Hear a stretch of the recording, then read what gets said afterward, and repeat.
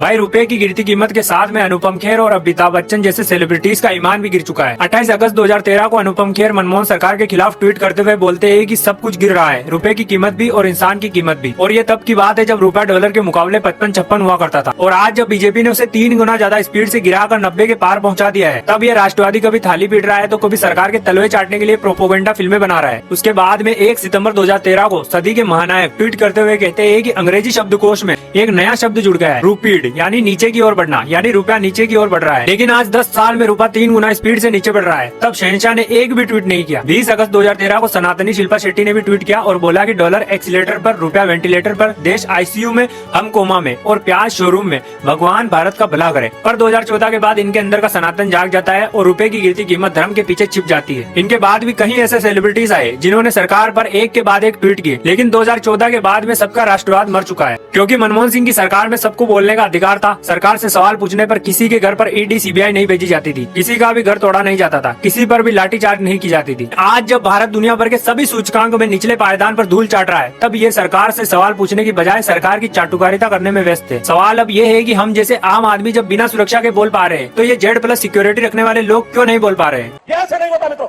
मैं शासन में बैठा हूं, मुझे मालूम है इस प्रकार से रुपया इतनी तेजी से गिर नहीं सकता। अरे नेपाल का रुपया नहीं गिरता है, बांग्लादेश की करेंसी नहीं गिरती है, पाकिस्तान की करेंसी नहीं गिरती, श्रीलंका की करेंसी नहीं गिरती। क्या कारण है हिंदुस्तान का रुपया पतला होता जा रहा है?